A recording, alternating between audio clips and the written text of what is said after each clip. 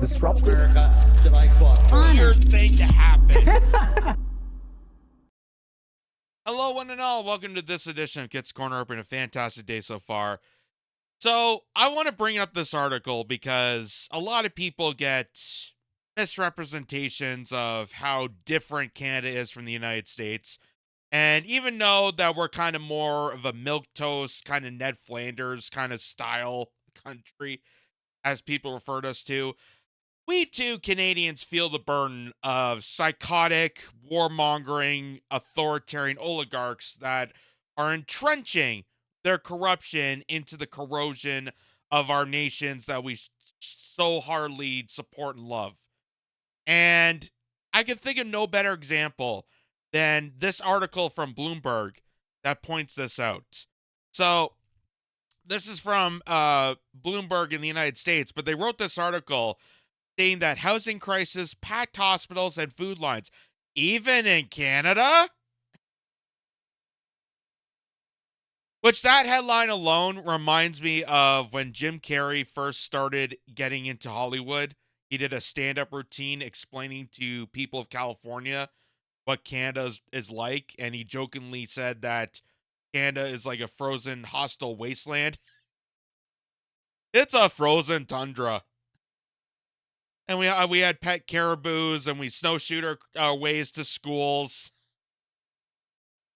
Of course, I'm paraphrasing because that was many, many moons ago, but if you get the chance, go look it up. It's pretty hilarious how Jim Carrey, a Canadian who grew up in just north of Toronto, actually, jokingly tells Californians about what Canada is like. But this is very illuminating to show that we are feeling the struggles that a lot of Americans have been feeling struggles. The only difference, I would say, partially that we at least have a bit of advantage to is that we still have, we don't have medical bankruptcy as the United States does. We don't have that burden of, if we get sick or God forbid something happens to us, we're not financially screwed. We still have a little bit of that safety net, but it's crumbling. So this goes on to, this is the article here saying, Canada has long prided itself on its social programs meant to reduce poverty and equalize access to what it are seen as core rights like healthcare, education, food, and shelter. It spends hundreds of billions of dollars a year on social safety supports that are a major reason why millions of Canadians want to move to the northern nation. And it's also one of the biggest things about our national heritage is the foundation by Tommy Douglas, who was a farmer from Saskatchewan who became such a advocate in politics to bring us towards healthcare.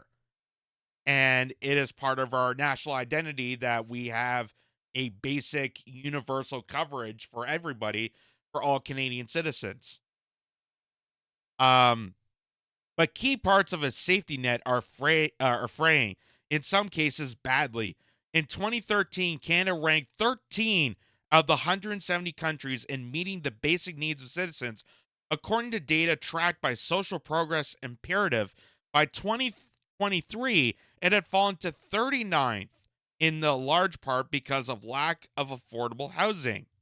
Looking back 50 years ago, Canada had relatively robust social safety net, reads a 2023 report from Food Banks Canada on rising food insecurity. But spending cuts in the 1980s and 1990s, along with a move to put more responsibility for economic and social well-being on the shoulders of individuals, caused low-income Canadians to fall further behind, the report says. Today, we are left with a social safety net that is filled with more holes and that allows millions of people in Canada to fall through it. Meanwhile, more and more people are coming. Canada is growing faster than any other group of 7 nations, China or India, thanks to its welcoming immigration policies intended to be a solution to falling birth rates. As longtime residents and newcomers alike struggle to meet their basic needs, there are growing worries about an persistent anti-immigration sentiment. Serious global headwinds, including years of elevated inflation and spreading opioid crisis, are also gaining strength, in some cases exacerbated by other factors that make the country unique. Its long undefended border with the US and its low population density, which could drive up federal government costs to deliver basic needs. The net result runs counter to the country's long-standing vision of itself as a rich nation with a robust system and social supports that celebrates diversity, and it's historically relied on immigration as a pillar of economic growth. Although prone to exaggeration, it's an ideal that has nonetheless long been a part of Canada's international brand, especially in comparisons with the United States. That's another part of our Canadian identity, is that we embrace the whole multiculturalism idea.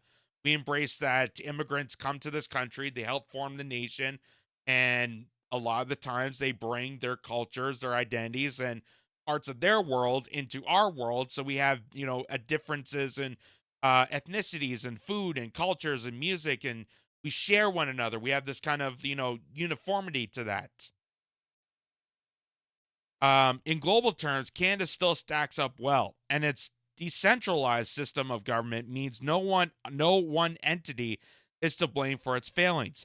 Catherine Copeland-Sachs, press secretary for Finance Minister Chrystia Freeland, called the nation that the country's safety net is faltering outrageous. Whether or not you support Prime Minister Justin Trudeau government, what is not up for debate is that this federal government has massively expanded and enhanced the social safety net, she said in a statement, citing a drop in poverty rate from 14.5% when the Conservative Party was last in power in Ottawa to 7.4%, with 2.3 million Canadians lifted out of poverty. Now, I just want to note here that when they add these statistics for lifting people into poverty, every so often they change the definition of poverty. They change the definition of what it's meant to rise people out from the poor and into middle class terms. Every so often they do that purposely so that governments like Justin Trudeau or like Barack Obama or Donald Trump or Joe Biden, whoever's in power, can feel good about themselves, and they can exacerbate on the fact that they lifted more people out of poverty in their administration than previous ones. But does that actually mean they lifted people out of poverty? No. It just means they changed the definition so that they can rise their numbers and make themselves better than the previous administrations, which is what they're doing here. Because I've seen more tent cities in Canada under Justin Trudeau than I've seen with Stephen Harper, than I've seen with any other government. But does that mean that they stopped poverty? No, but it means they changed the definition to help themselves and make their government seem better in the result of helping poor people. There's still millions of Canadians that are living paycheck to paycheck that are unable to support a roof over their heads and have to decide between, putting a roof over their head or feeding themselves. Even so, unaffordable housing, years-long waits for a doctor, food insecurity, and a drug epidemic have reached crisis levels in Canada's four largest cities. The stakes are high for Canada. If the country can adopt its safety net, it should be able to deliver its promises to bring in people with the skill sets the country needs, from medical workers to home builders, and expand its tax base. Traversing the country exposes the fault lines on the ground. Anirshi Thakur, a social work student, pays 650 Canadian, which is 480 US, a month in cash for a bed in a shared apartment basement of a house in the Toronto suburb of Brampton. It's the third place she stayed at since coming to Canada a year ago. The second saw her crammed into a basement in a house with 15 other residents.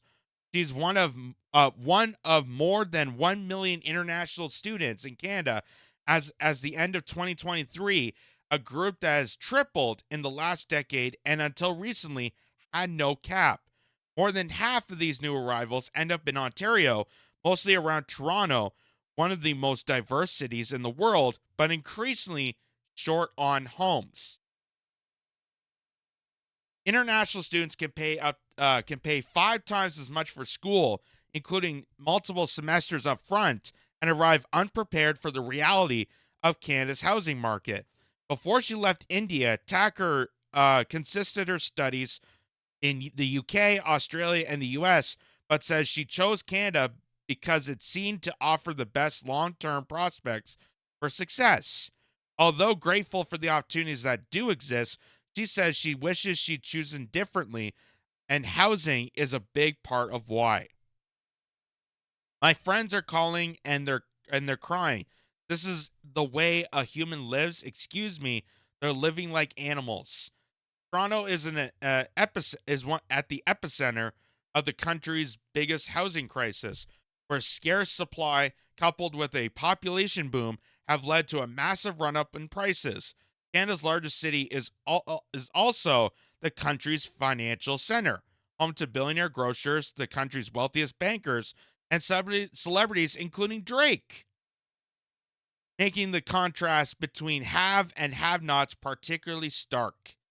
In the past decade, the number of people sleeping in emergency shelters in the state of Toronto has more than doubled to more than 9,000 people a night in 2023. Those numbers don't capture those who are sleeping rough in parks or on city streets. There are simply not enough beds for the amount of people who need them, says Mark Ashton, executive director of Covenant House Toronto, which shelters homeless youth. This winter, staff were forced to cram 45 emergency cots into a gym to supplement its 96 permanent beds, and it still wasn't enough. We're running out of floor space to put up new cots. In 2023, the number of rental units considered affordable to families with the lowest incomes was statistically zero in Vancouver, Ottawa, and Toronto. According to a recent report by Canada's National Housing Agency, an adult working 40 hours a week for minimum wage earns roughly $30,000 Canadian before taxes. Last year, the average annual rent for a two-bedroom purpose-built apartment in Toronto, assuming you could find one, was $23,280 Canadian. They're doing it by annually, so that's,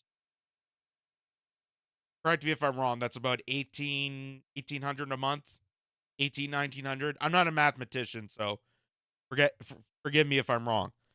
At least that's what I see, because I'm a Canadian and I've seen rental rates in Toronto. I know people who live in Toronto that can't afford to be there. And it's just getting worse. To rent a similarly sized condo costs an average of $34,344 Canadian. As for buying a home, which is very scarce, that's become increasingly out of reach for all but the wealthiest city residents, as the average cost, including for condos, was more than $1 million last year. And finding a homeowner in Toronto these days, an actual person who runs and maintains his own home, is like finding a diamond in the rough. Like, there may be one out there. You probably met one and seen one at some point, but it is very hard to find. I'd say a good 95% of people in Toronto primarily are renting, or if they are, mortgaging their house, they're in crippling debt. If you include temporary foreign workers and international students, the country added almost 1.3 million new residents in 2023, accounting for a 98% of its population growth. As an emergency measure, Canada recently capped the number of new international student permits at about 360,000 for 2024, a policy that's expected to have a market effect on Toronto. Last week, the government also set a goal to cut the number of temporary residents by about 20%, or 500,000 over 3 years, a direct response to the housing crisis. Canada's largest city is home to billionaires, bankers, and celebrities. It's also the epicenter of the country's housing crisis, Um, Meanwhile, the government is providing funds for asylum seekers, a group included in the temporary resident tally that has suffered from the lack of shelter and is launching initiatives across the country to build new and affordable housing. We are turbocharging housing construction to bring down rent and mortgage costs. So it's this never ending cycle. It's this ever building. It's like a snowball. It's just accumulating so much that the snowball that was once, kind of relatively small has overgrown itself, and now it's become a hazard. Now it's become an epidemic that not only, do we not have homes for current residents in Toronto and in Canada, but now we're bringing in this flood of people from different areas and we don't even have shelters for them. So, it has become a such a drastic burden right now that this is an emergency for so many people. And this is why we have seen this rise of, the homeless and shelters, and why there's such a reach for food banks, why there's, such a uh, huge escalade into wait times at hospitals, which I know people will argue and say, well, that's what socialized medicine will get you.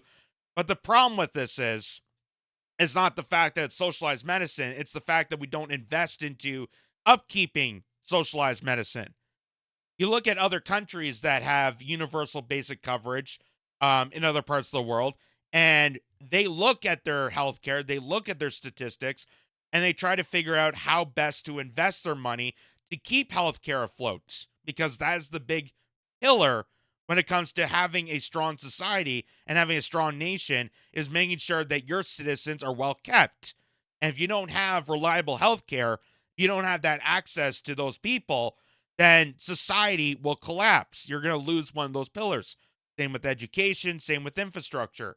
That is why I preach so much about it, and why I'm considered a lefty on those issues, is because those are the big factors. That's your foundation to keep society afloat. And if you don't have that foundation, then that house is going to collapse on itself. And that's what we're seeing right now, because they're cutting back on healthcare, they're cutting back on education.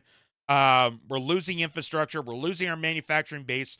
They're shipping jobs overseas. They're taking the money and sending it off to illegal wars. So what is there left? They're not investing anything to Canada, and they're pouring in people at large numbers, and we just don't have anything to support our citizens.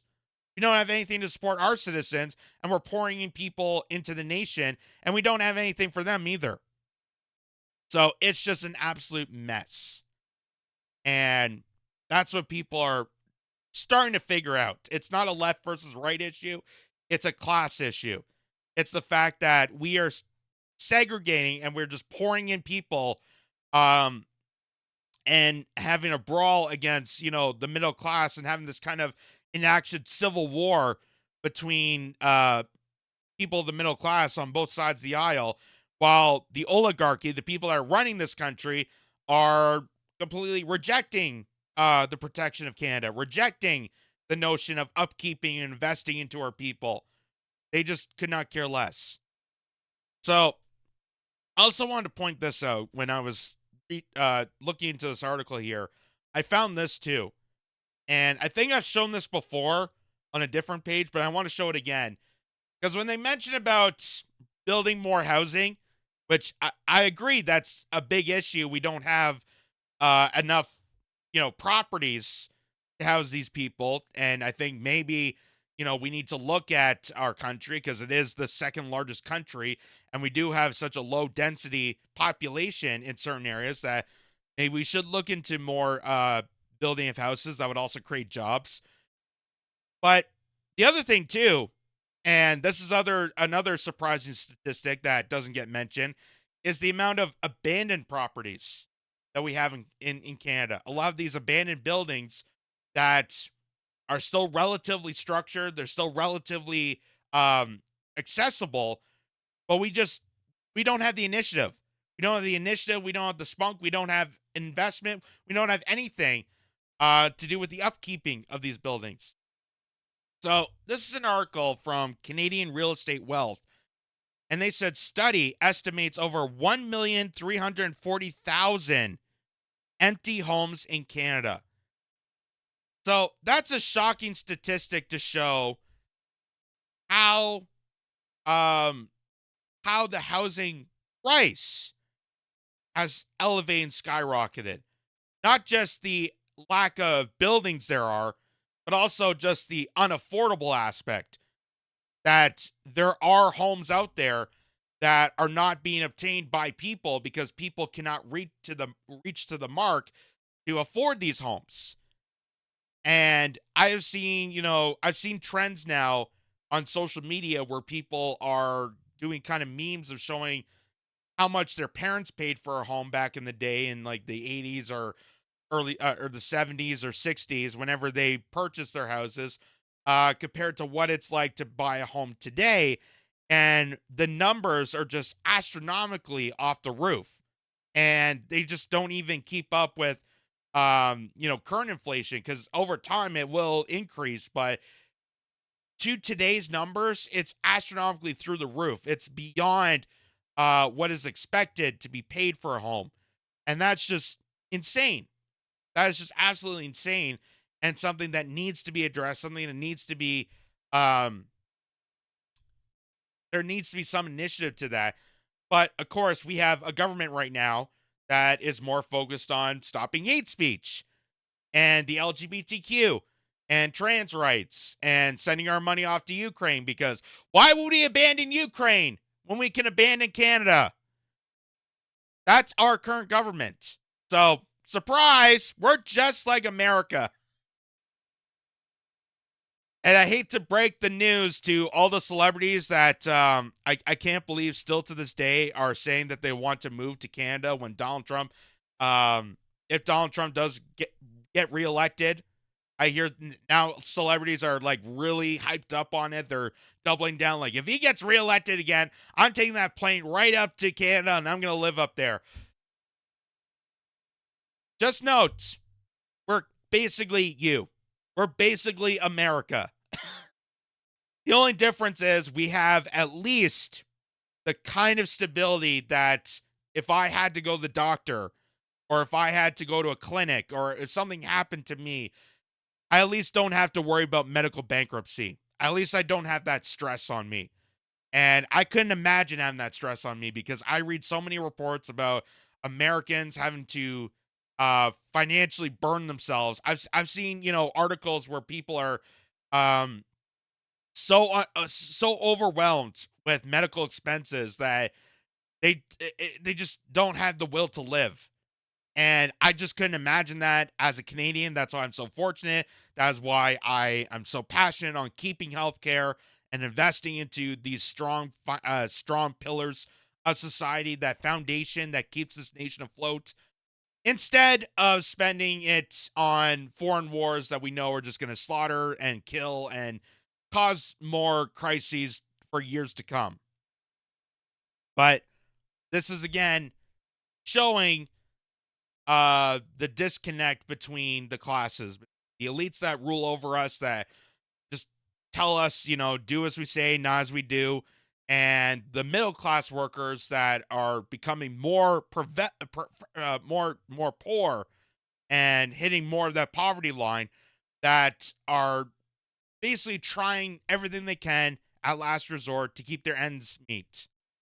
And it's becoming more of a burden, and this is why you see more crises down the road. This is why, alcoholism and opioids and drug abuse, especially over COVID, that was a huge uptake on that. And we're just seeing more of that happening because so many people are just thrown under this bus, and they're just told to ride it out, survive it, stand on your own 2 feet and try to do everything you can to get your ends meet. And they still get slapped around, thrown under the bus. Meanwhile, Justin Trudeau is going to take another vacation shortly. I'm assuming.